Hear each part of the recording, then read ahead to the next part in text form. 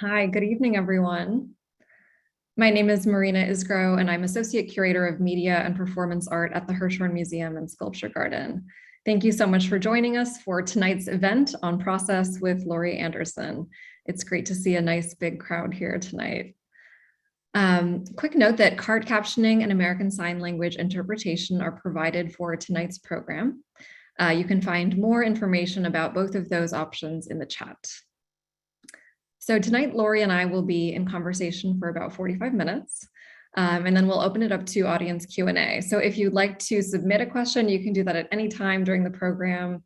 Just hit the Q&A button at the bottom of your Zoom screen. So now I am honored to introduce Laurie Anderson, a Grammy Award-winning musician, performer, writer, and artist whose exhibition, The Weather, is currently on view at the Hirshhorn through July.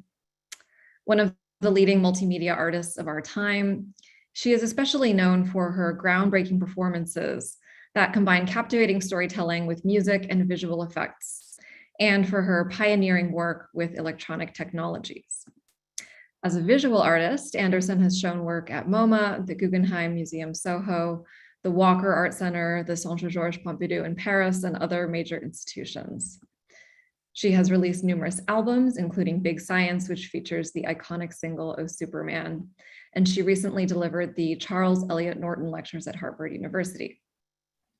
This is the first of several talks and performances we'll be hosting with Laurie this season. Please visit our website to view the full list. I think we're at 8 at this point.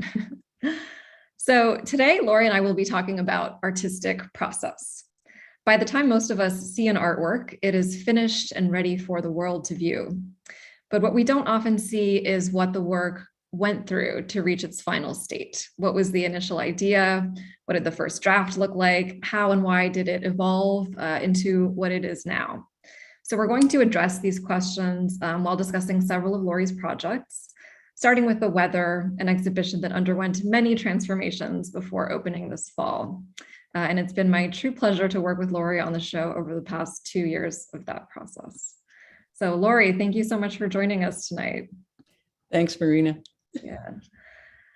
So for a little bit of background on The Weather, our director, Melissa Chu, approached you about doing a show at the Hirshhorn, I think at this point, 6 years ago. Oh.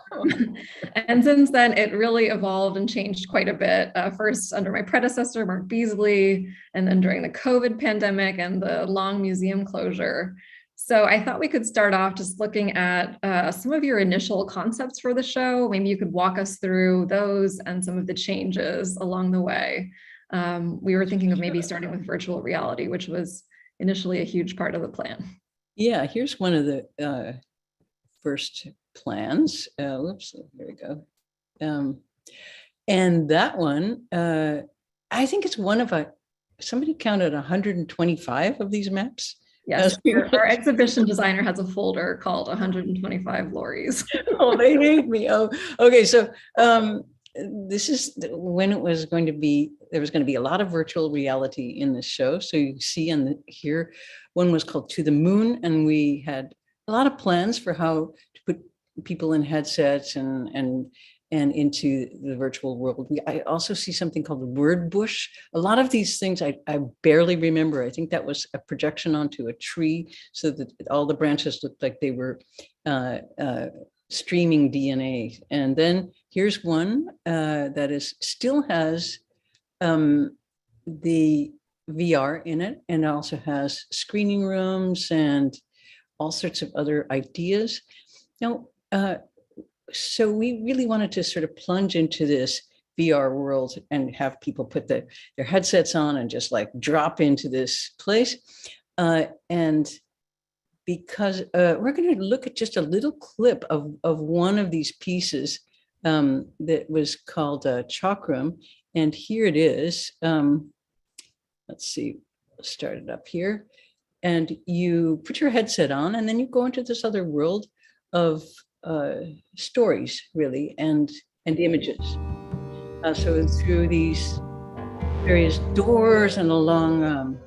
We're going to travel. I dreamed I was a dog in a dog show. Place made of words, a drawing made of letters. And my father came to the dog show. And he said, "That's a really good dog.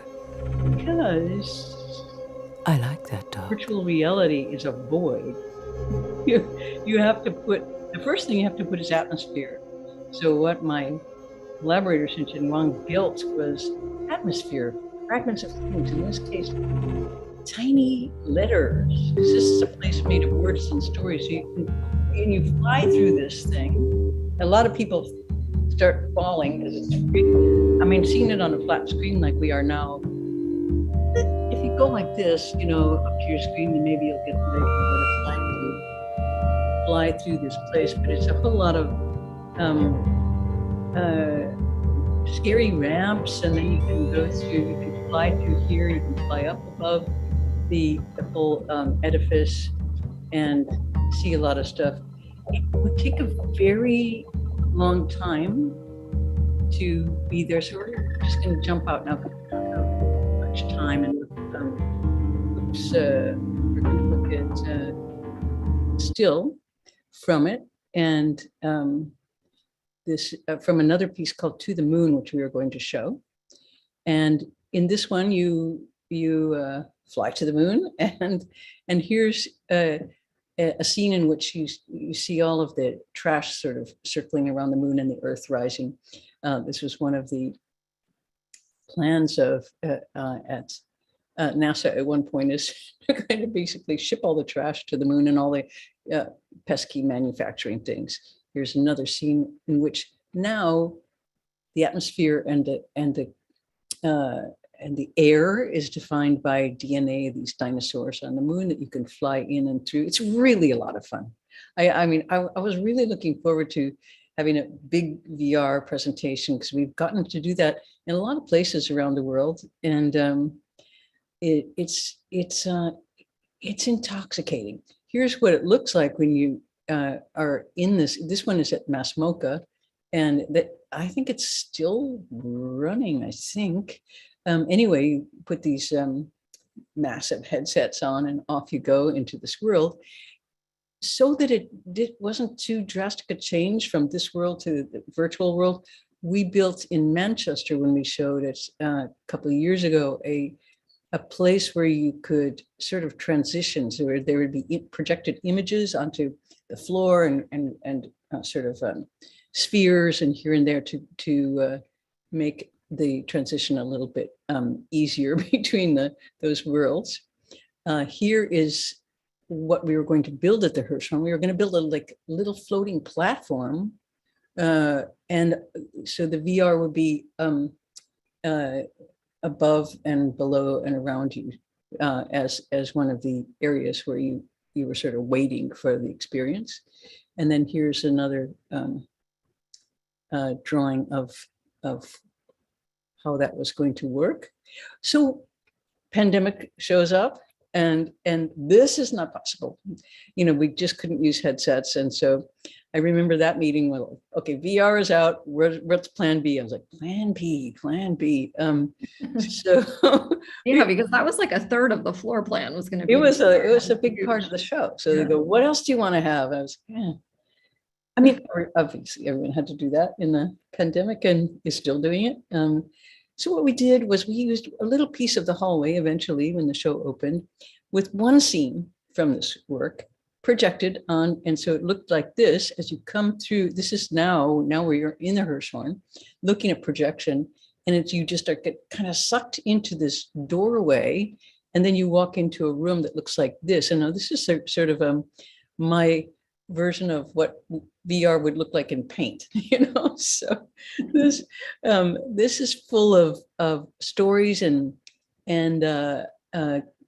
jokes and quotes and things that are on my mind. And this is one of the stories that was part of the To the Moon VR. It's about a lawsuit that the Chinese brought in the international courts, saying that they own the moon. And, the reaction was, okay, you can see there's the reaction to the suit was the Americans go, no way, we had the first guys there, and the Russians go, no, we had the first, we had the first satellite, and then not satellite, but anyway, we saw the dark side the first time, and then of course the Italians go, we saw it first. So Who Owns the Moon was the thing in there.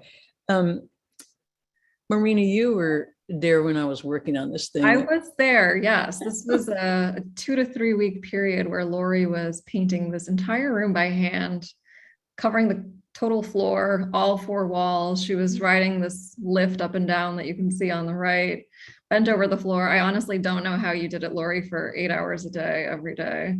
It was a crazy amount of fun. Yeah, but yeah, maybe you could tell us a little bit more about this gallery in general, because it also underwent a lot of changes, and it has kind of 4 sculptures in it that changed throughout the planning process. Yeah, it was a way that, how does language relate to imagery is really what this room was about in many ways. It was called originally 4 Talks, and they were going to be centering around 4 things in this room. One of them was going to be a canoe. As you can see here, it's a kludge, basically. It's a very bad repair. I really like the idea of something very broken and poorly repaired and then gilded. So this is the original drawing for that thing. It was going to be on a very stinky, smelly pile of that got nixed right away. But Sorry. I'm a smell in exhibitions. I really do. You know, it's like, there's a lot of sound in this one, but smell, no. And here's another one, which was a shelf which is about collecting and substitution. So there were each of these objects, repair and substitution. This is a story about hope. You see, it's a tchotchke sitting on a high shelf. And there was a woman who had this collection of glasses, and she lived next to a train track. And every time the train went by, the house shook and the shelf, so we actually have the sound of a train shaking the shelf. So the shelf in the museum is going, once every, I don't know, a few minutes. And anyway, in the story, the woman, her collection keeps breaking. So she keeps, replacing with cheaper and cheaper stuff until she's just left with a bunch of cheap junk, So, then other stories are told by a couple of birds in there. This, on the one on the left, is a parrot that he was originally made for a show in Brazil, and I thought he'd never work again, but we dug him up, and it was like, it's like he spent the last couple 100 years in a pirate chest at the bottom of the ocean. He was still like, and his head turns, his beak moves. It's a very fanciful addition for a parrot because they don't have lips. He tells. He's talking for about an hour, I guess, and in the middle of making a record of his speech. And then this one on the right is a raven, and the story of this raven is kind of key to what some of the stories in the show are about, which are Noah's Ark and the flood. So of course you remember the raven was there were 2 birds. There are always 2 birds in all the mythologies, one black and one white. In this case, Noah's floating out there. The flood is everyone's still trapped in the ark, and he sends a raven out. Raven never comes back. And I just love that story. I mean, a bird that's sent out and finds nothing and never comes back. I find that, I don't know, oddly inspiring. And then of course, the next bird sent out is the dove, and dove gets all the credit, gets the, olive branch becomes the UN peace signal, that symbol, that kind of thing. Yeah. So really quick, Laurie, we have a question from someone actually about this room. Okay. Monica Miller is asking, will you speak about the chalkboard look of a lot of this work? What led you to that style or aesthetic choice? Oh, I usually that's a great question. When I start a project, I have a chalkboard and I do a diagram of the project. And the diagram often looks like drawings and words. And when I look back today at some of my early notes for the show, this one has nothing to do with that. So it was really interesting. So the chalk is about erasing and being able to kind of go, no, that didn't work so well. How about this and that? No, and then you can smudge it and you can change it. So it's about process. Then it really is about, and I guess I kind of liked school. I know it's but I did like the blackboard and the whole erasing thing. So that is its nature is very, very kind of temporary. And although it was really an improv thing to do this, because I had no plan.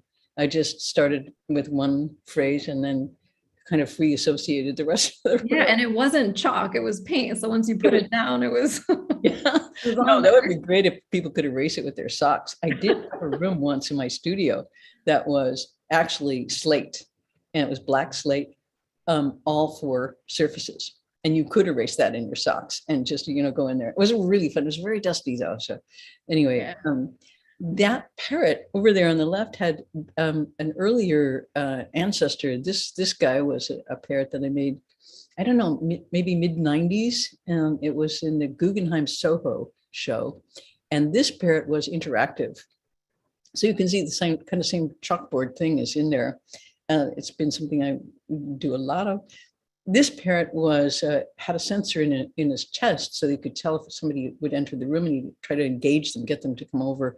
You just however you might try to do that with this. Sometimes he would just go, you just hear this voice going, "Yeah, darling, you are looking so wonderful today." Just, sort of chit chat. We really should have lunch, and people began using it as a kind of shrink. And kind of putting a lot of, there were a lot of repeat visitors to this parrot because it had a kind of eerie feeling that was listening to you. Let's see, next version of this. I'm not sure when this was, but this involved, so the Four Talks room was looking a certain way. There was going to be a screening room. There was going to be a sologram. That was going to be a record that I made of a quartet for soloist. And hovering over that was going to be a work by Tristan Duke, I think is his name. And he's a wonderful artist who makes holograms. So over this record, you would see one of Saul Lewitt's open cubes sort of circling around. I was his student in art school, and I was looking at one of his drawings, number drawings, and I was like, wow, that looks like music. And he said, why don't you write some from that? So I used that to write this piece. And it really does, I have to say, sound a lot like his drawings. It really does. And we should mention that you're going to be presenting that in July at the Hirshhorn. Yeah. Super exciting. Yeah, there'll be a quartet. We're also pumping it up for a chamber orchestra version of that now. So that will be in the fall in Belgium, along with a new, a revised work actually that I did 20 years ago, an orchestra piece about Amelia Earhart, featuring her log. So mumbling Laurie over there on the thing was going to be, I wanted to have somebody be at the beginning of the show telling you about yourself. And because I do a lot of film sculptures, and there turned out to be a lot of film sculpture in this show, something that I began to make in 1975 with a little piece called At the Shrinks. But here is this one. We have her around because she's still in my studio. This is like a foam version that was going to be projected onto this. Was the person who is going to be kind of telling you what the show meant, so that you didn't have to worry about what it meant. And you just come in and this person would be and there was a sand castle in there too at one point, I see. Oh yeah, there was. Let's go to that. There was a sand castle it was actually a pile of sand, but you would see that it was had been a castle, and you see it in reverse. So we made okay, so this is it's about various ways to change your mind in your view of the world. It says, well, I don't know why I wrote that on this thing, but so there was also going to be a bloodstained rug in this, and objects that had sort of histories. Here's a film of when we were trying to make this sandcastle go away. it was, so in other words, what you see is a pile of sand, and then you see a very sort of light projection on the wall behind it, that the sand shapes itself into a castle and then it disappears. So it loops around. So it's just about obviously sort of the temporary nature of things. We have then the next version is looks more like, I think, don't you think that looks more like what we actually did? That's very close to the final show, yes. Yeah. Did we have 125 meetings? I hope not. We had a lot. Possibly. I mean, some of them were before my time. So yeah. We eventually, some of the things in here says, let's see, do we have the flags here? Yeah, there are the flags. I think the flags are in there, yes. Yeah, because it was a show that was really very designed in the pandemic, and also kind of very much about the last 4 years. There was a lot of things that, while it was called The Weather, it referenced other things, so that we have this kind of it became a kind of choreographed work for red flags, and two sides of a question was very important. Originally, it was going to be paintings that had one painting on one side and a completely different thing on the other, and wind that would blow this way and that way, so that you would just see I mean, I've just been very conscious of the way that country is so divided, that there were just ways that I wanted to show the two sides of things and how they could just flip so quickly, so that you would see this painting and then this opposite, and they would slowly kind of become one. So that was the idea of that. But telling stories in a museum is really challenging. That was probably the thing that was the most challenging to me. And it's like being the narrator, and in this case, this is a shot from a performance in which I'm using a camera to talk on delay. I think just because I'm usually a solo performer, I usually try to make some kind of situation where there's another voice in it, or just out of loneliness, really, And what I wanted to do with the show really was to look at stories and see how they're made and what they are. So one of my starting points was my experience as a teacher when I was in a young artist. It was the only job I had, and I was teaching Egyptian architecture and Assyrian sculpture in a college in New York. And I was not keeping up with the journals. I wasn't really an academic. So a slide like this would come up, and I would just draw a blank. I couldn't remember anything about it. So I would just make things up, and then the students would write it down and I would test them on it. And I thought, so much of what's happened in the world is surrounded by opinion. It's like comes through heavy filters that, we're not really sure what's going on. The same with dreams. And there's a lot of dreams in the show. This was I really hate hearing people's dreams. I don't tell people my own dreams, but I do write them down. And this is from a book that I made, in which I put all those, Uncle Alf was telling me, no, it was not Uncle Alf, it was Uncle Ralph. You're like, put into a code. So in a funny way, it's easier to read code and dreams in code, because you start to see patterns that you might not see. We used that in the show. This is how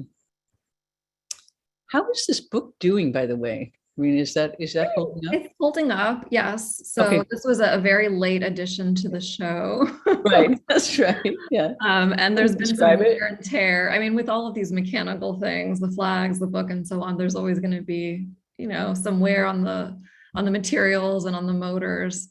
This one's holding up. It's still, the pages are still flipping back and forth. I think they've gotten a little bit smudged, like the ink is smudging a little bit. Yeah, that's good. It's in a box that has a fan on either side, so it blows this way, then it blows that way. So again, it's the wind is moving to this show in many ways. And here's another text thing that came from a project that he was doing in Australia about working with a supercomputer, language supercomputer, that crossed all of my writing and songs and think quotes with the Bible, and came up with a 9,000 page text. So this is some things from Genesis and Revelation about in that language. And so the Bible, yeah, according to me. So yeah, this was also a very late addition to the show. Right. And Yeah. so, yeah, we were looking for a book publisher really late in the game. Right, with that thin Bible.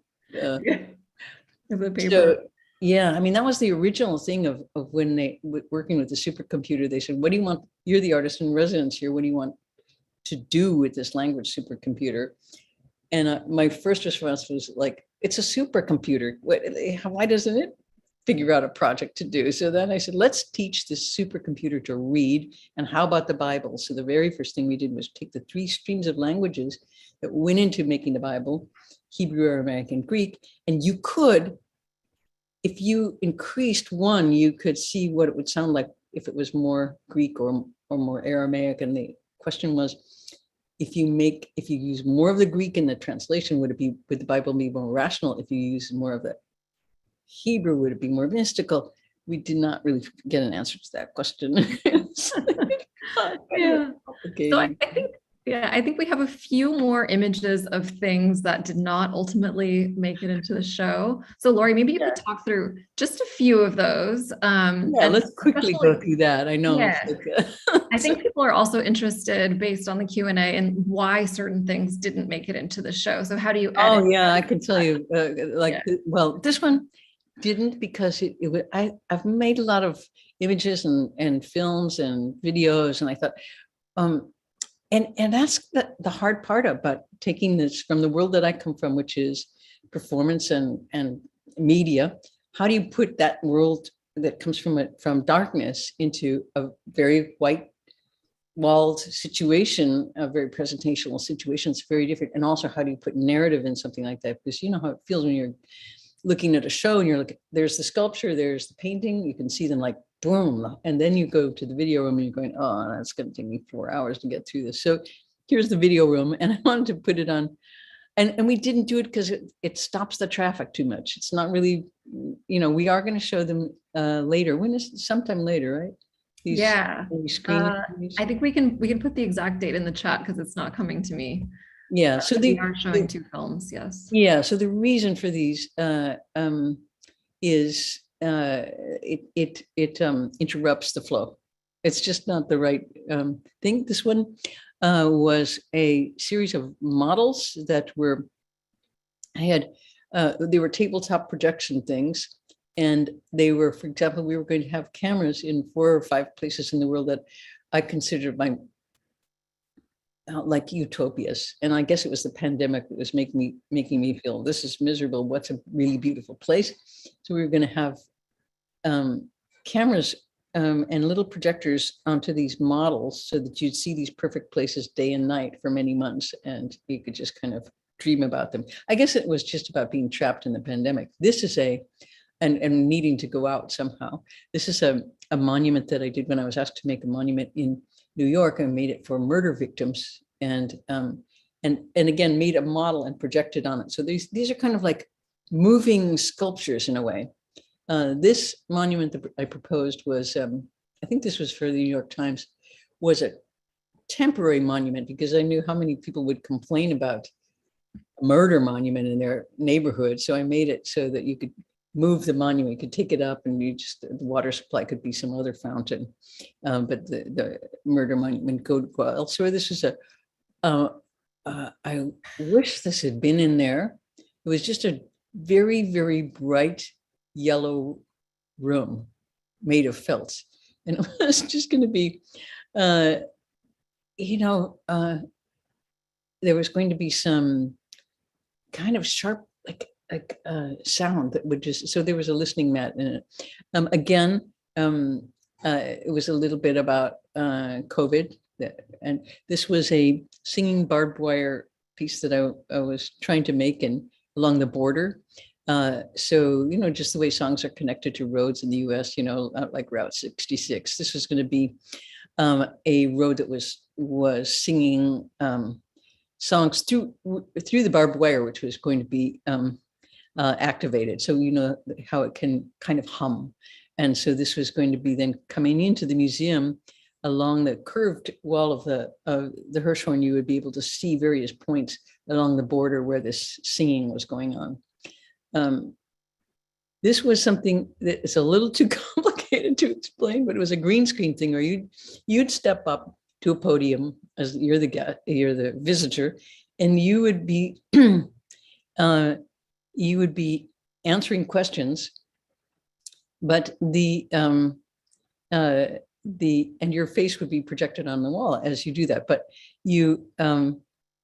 the projected words that are completely different from the words that you're saying. So it was dedicated to Sarah Huckabee Sanders, and how stories get spread and how they get told. And here's one, again, with these little film sculptures. And it was all these people who were sharpening knives. It eventually was called The Citizens, which was in the show. Here's there were also going to be a series of drawings that went through the show. And this was there was one point when the show was called Everything is Listening, and it was really all about sound. So really the show has turned inside out since it was begun.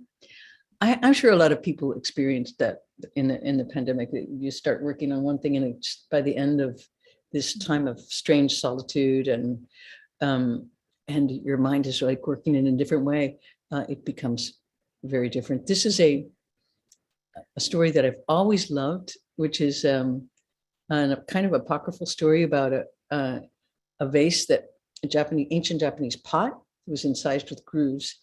And supposedly some engineers at Bell Labs thought, well, what is that? It's like a three-dimensional record. So what if you got a three-dimensional record player to play the pot? You could maybe, because when the pot's thrown, it's working like cutting the grooves over records and on. Maybe you could, if you could replay that, you could hear the sounds of the potter potting the pot 2,000 years ago. That pot was going to be in the show. It's like, now we're going to go back to what the show looked like in answer to the question of the person who said, why did certain things come in? Why? Yeah. In this case, it was really hard to actually make this pot. And that was going to be a sort of centerpiece of how sound gets embedded into things. And it's an idea that completely fascinates me in terms of how sound behaves in the world and how it hits things and can change them. Are there works that you showed us just now that you still want to make at a later date? Or are these sort of ideas that sort of burned out and you think are probably just going to remain at the sketch level? No, a few of them I really would. And I would love to make this pot. I would really love to see if that could work. Yeah. And well, I mean, really, once you start with a sketch like this, then you know that it's not going to look like that at the end. So yeah, I would use these as jumping off places. Let's see, here are some things that we did make. A film that's projected as kind of sidewalk film. Again, it's like looking at so many screens like this where everything is like just happening in front of your head like this. I really love things where you have to move your body. Like in VR, you have to move around, use your body. And when you go to a movie, like if it's a really good movie, you know how you feel at the end. You're like, you go, the movie's over and you go, oh God, who am I? Where's my coat? What's my name? You've been paralyzed looking at the film. You're not using your body. I mean, nothing wrong with that kind of paralysis because your mind is going like that. But I like to make visual situations where you're looking down or you're moving through VR or you really need your body. And I kind of think that that's a really interesting future for film, that to use technology to tell stories, I think is going to be more and more the thing. Do you see it that way? Yeah, absolutely. I mean, but Laurie, you're the pioneer of that, I think. It's become almost commonplace now among contemporary artists to work with technology and film and video in the museum, but that, was not a thing even Well, 30 I years think ago. a lot of those stories aren't really well known for some reason. For example, I mean, in the 70s, I was part of a scene, mostly in Europe, of a lot of electronic music. And a lot of that was being made by women. And that's a story nobody knows. In fact, there's just a recent film last year that came out called Sisters with Transistors that tells that story. And, there's so many, and speaking of stories that get told, that's one of them that never did really, until this woman kind of goes along, let me make a film about that. So it's, let's see, where else can we look at? A lot of, here's this painting room, and this is my kind of, I mean, I, as a young artist, did a lot of paintings. I'm not going to say started as a painter because, I always did a lot of different things, but I was doing a lot of paintings. And this is a kind of, how you're not supposed to do more than one or two things in the art world. It's like, if you're a painter, you shouldn't really do a sculpture. But I mean, when I do these paintings, they're big. It feels exactly like doing music to me, like playing this note or making this color. And I ask myself the same questions. Is it colorful enough? Is it mysterious enough? Is it weird enough? Is it straight enough? Is it, all of those things? Is it telling, what kind of story is it? Is it abstract enough? All of those things are the same questions for music as for images for me. So I don't have this dividing line. I have to say though that, I feel very sheepish about these paintings, and especially with friends of mine who are really good painters, because I think I'm secretly afraid that they'll say, I was thinking of like making a record, like a hit record. And I was like, okay, knock yourself out. Good luck. So, I think it's just great that there aren't any rules about there are rules, but that it's possible to break those rules is important, I think. And this, here we are trying to, we're looking at a maquette of how these things go. And speaking of process, I did, as when these were hung, I got to touch them up a little bit, because I needed to clean up the edges so that the canvas that wrapped around it wouldn't be just like super messy. So I was going to do that. And then I got super carried away and I just redid one, a couple of them completely while they were in the museum. That's always been my dream, of a museum where you could go in at night and you could just like keep working on them. Yeah, we're very grateful to our conservators and registrars for their patience. Put up with a lot. They were very, very nice to me. They were really nice, and I was quite messy. I was getting very excited towards the end. And I made kind of a mess. Yeah. But so Laurie, we're already at 6:40, so I'm wondering if you want to move on to maybe some projects other than the weather, and we can come back to this in Q&A. Sure. we're going to breeze through these really quickly now because Yeah. I'm really about a quarter of the way through the things we're going I to know. talk about. A little miscalculation.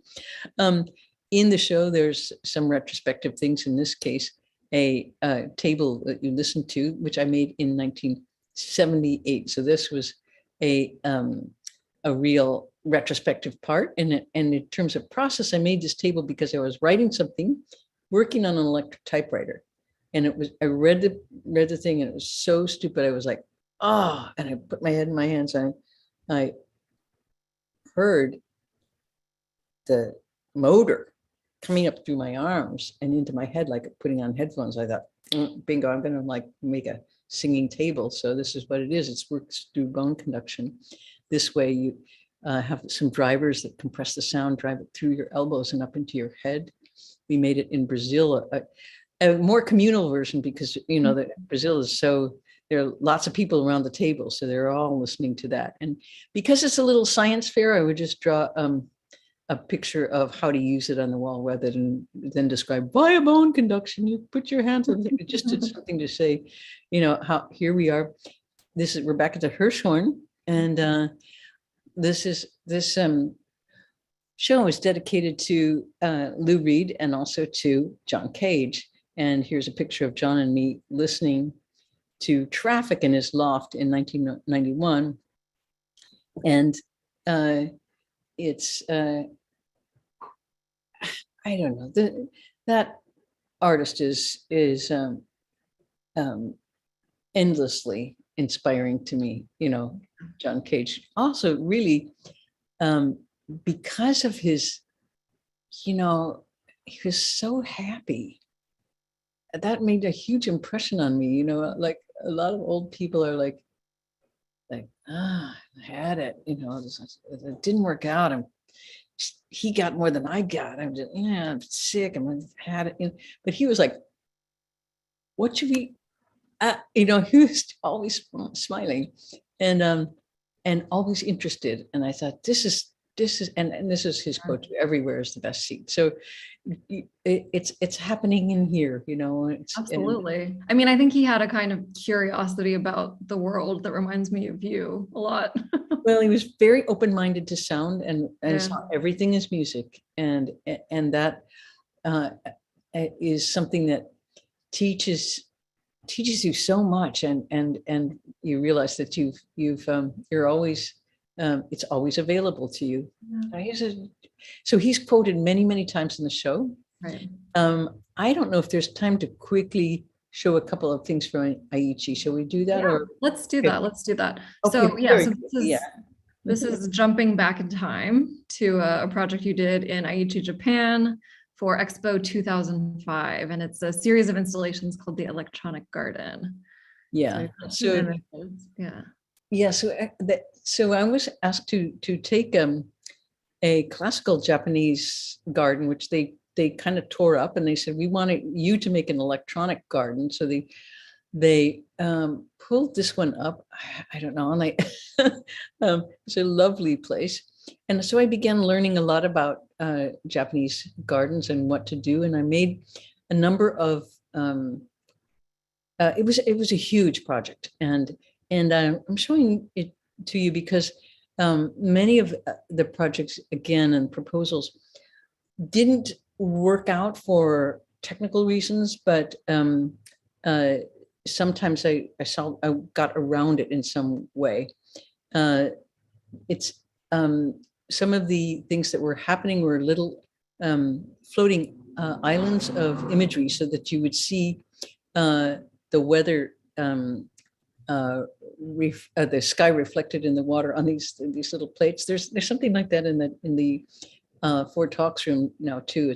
It's just actually I spilled some paint on the floor and I said, oh, that can be a puddle. And so then it became this poem of like puddles are selfies made by clouds, you know. So this was the same sort of idea of imagery that comes in a vertical way. Here's this one I tried to do at the Hirshhorn actually, and we weren't able to do it because it was outside. It is a screen, and it endlessly makes chalk drawings, and it's of what's in front of it, and kind of updating it through the weather. And I just through the day, so that sometimes it's really foggy, and it just tries to keep up with that. These are little poems that were stuck all over the place, and this is a huge like Central Park sized area with all of these lakes, and so my job was to put small things in it. Like here, there are these just tiny little screens, and they're on the edge of the forest, which I find a really interesting place where the garden meets the forest. And it's just this kind of no man's land. So this was a very way to blur that line. Silly things like an aquascope, which I think would be a handy thing. You can just look down and see what's beneath the surface, just because I think there was a tree fishing one too. I don't have that in here, maybe. This was imagery on the bottom of a bridge that was about looking at things, water coming, going, and underneath you. This was this did not work. The six-sided film. I couldn't get the six-sided film to work, but I thought, well, how beautiful to have like something hanging in the tree that was like a cube of air that had just things moving through it. But the restrained view of Japanese gardens, it's all about like looking this way or looking that way and framing things. So this was literally a framing device that was working with those ideas of how to see things, with, in their case, with lots of frames.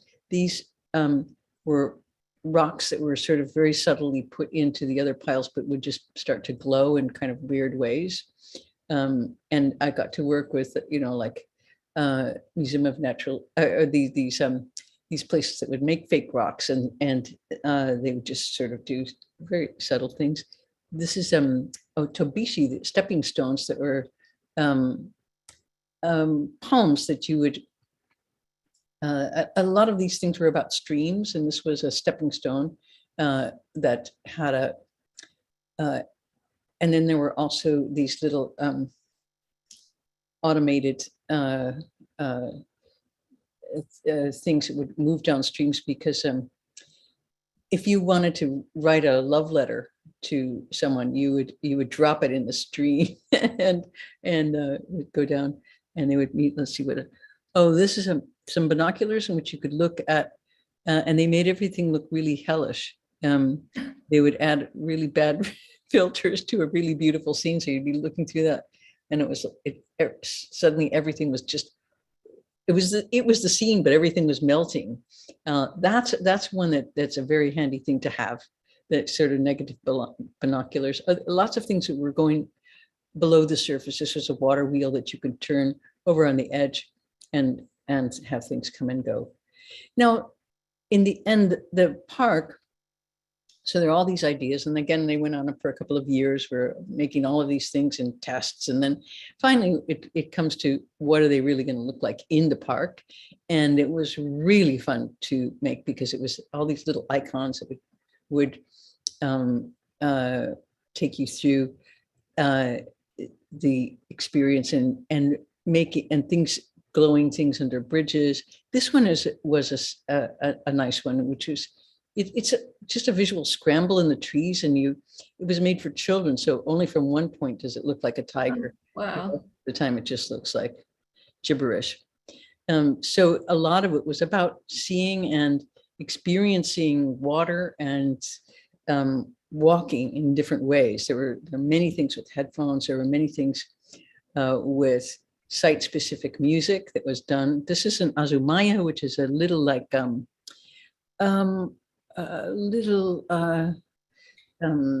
structure in gardens, that's a classical structure in gardens. And I made one that was a electronic word fountain. So it's you can sit around this thing. This was not as successful as I hoped, because in this case, you feel a kind of awful combination of nature and electronics. It was not nice. It was sort of harsh, and so I thought, it's much better just to have a real fountain. This one though did work well. This is a bridge that was worked. It was called the Turtle Bridge, and you could slide your hand along this railing as you crossed it and make music. So that it was very, very subtle, and it was just really beautiful. You could make these gongs and then backward gongs, and it wasn't. It was beautiful rather than oppressive. So that was yeah. I wish I had seen that. So I think we should probably jump into questions now. We've got about 10 minutes left, but there is a question that relates to some slides that I know you have. So Michael Lentz is asking about your work with NASA and whether you're still doing it, and if not, why not? Would you want to keep doing it? Oh, I would love to work with NASA. I would just love to be doing that. I mean, that just came like absolutely out of the blue of like, would you like to be the artist in residence at NASA? I was like, what? You know, when somebody says your dream out loud, you're like, you don't believe them. So when they called me and said that, I was like, you're not from NASA. I just hung up on them, you know? So he was, and I did some projects there with all sorts of things. This was in 2004 till about 6, and I tried to stretch it out to 7. Met a lot of really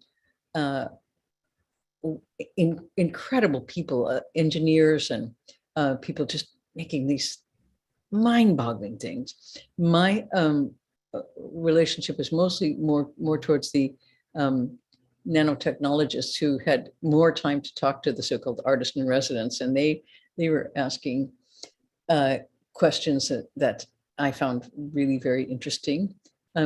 I worked a lot with color there. So there was, you know, when you see images like this, that kind of look like right out of Walt Disney, you ask, you know, my question was to these guys, which at Hubble in Maryland, because I worked at all sorts of different agencies, you know, how did you decide on this color palette when there is no color in space? So there's, you know, different spectrums, different ways to think about it, but the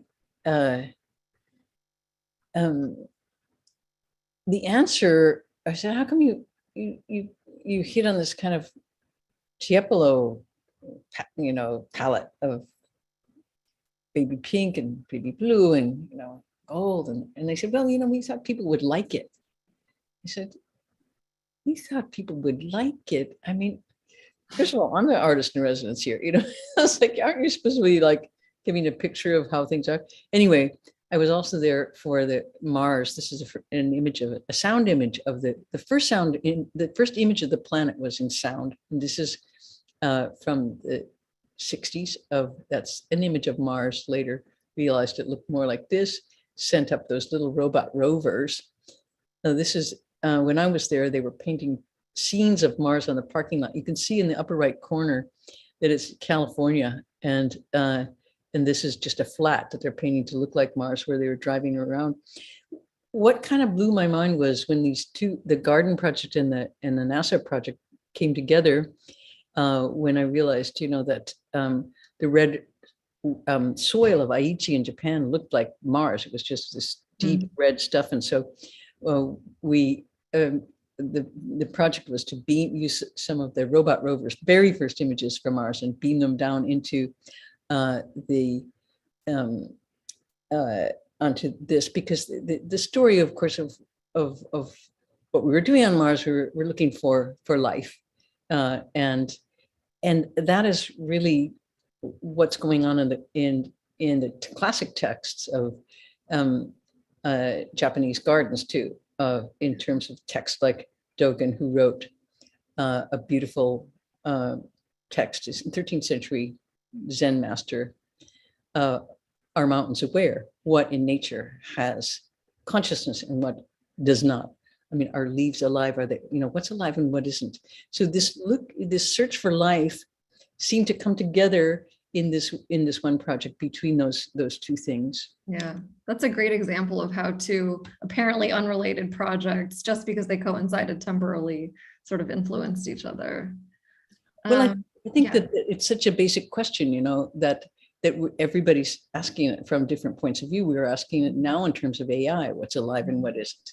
We're asking that in terms of COVID, which is not alive. You think it's a germ. It's not a germ, it's a virus, and has everything to do with language in terms of how it's really they can go viral, they can replicate, they can be deceptive, they can mimic.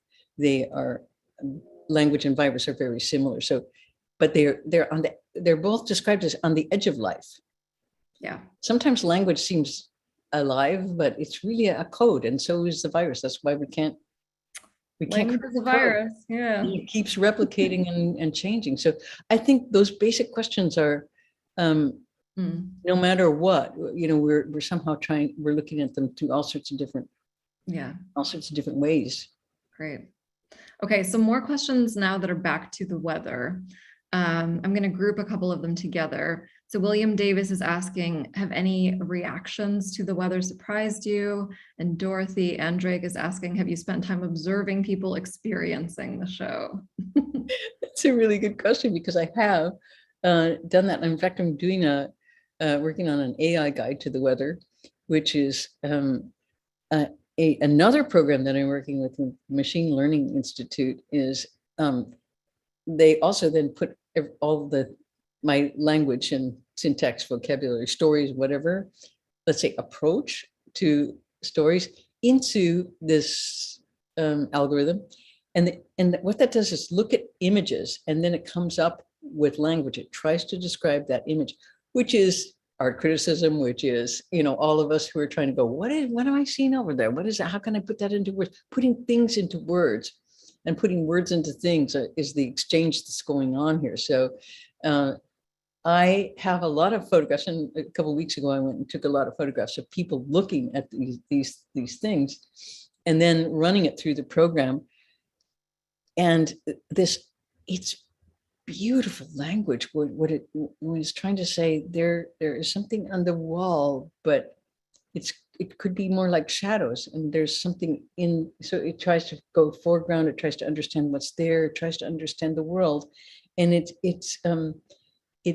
takes you back into the basic mystery of what it is to see, and how you can see without all the filters that we use. And, like, art has to be in a frame so we can see it clearly and make it separate from our visual world. And so all of those things become really interesting issues when you look at people looking. Great. So Alan Neal is asking, you've been my go-to for decades for inspiration. This isn't as a copycat method, but rather as clearing of the creative cobwebs to allow myself to reach farther and deeper.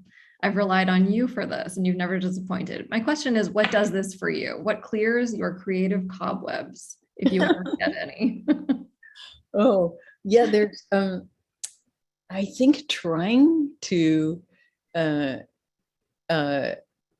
just what I was just trying to describe is have no preset ideas about what I'm looking at, to really take and cobwebs is a really good way to say it, because you do feel like when you've been asleep, you're taking the sand or the cobwebs out of your eyes. I mean, sometimes you can really see very clearly when you're not expecting something. It's just like, so I guess don't expect something, and then something will be interesting in a new way, I think. So I guess, but creative cobwebs, I also think, oh gosh, this is such a new, cool idea. And then I look back into something that I did before, and it's the exact same thing. We all have our themes, and I thought, this is brand new. Oh, no, it's like just another version of that. And that's, that's okay. I mean, it's okay to have themes, Absolutely. Okay, I'm going to combine two more. So Sarah Thomas says, I love how this exhibit has an all-encompassing energy to it, like a never-ending story. How have you come to a place as an artist where you're able to make such strong installations? And then real quick, Louise Green asks, did someone encourage your very prolific and multimedia expression when you were growing up, or is this something you explored on your own? Well, first of all, I think that I was allowed to do an exhibition that was pretty sprawling. I wasn't, and I think that in many cases, the rules are quite different. It's a rule, but I mean, Marina, I'm sure you can like speak to that too, because sometimes the space dictates how things should look. Don't you think? Absolutely. And Hirshhorn is a really quite unusual, Very wild distinct space. Yes. Yeah, so the rules get loosened. Don't you think? Wouldn't you say? Yeah, absolutely. I mean, for people who don't know, it's shaped like a donut. It's round and hollow in the middle. And the best work responds to the curve rather than trying to build around it and make things really square. And I think a lot of Laurie's works in the weather really respond to the shape. And even the whole show itself, I think, works really nicely as a circle. It sort of ends where it begins, Yeah, speaking of circles, it is very circular that way. And I think in terms of as being inspired as a kid, I think probably my biggest inspiration was the art teacher when really maybe first grade or something. And I remember her so well. I mean, she had a big hat.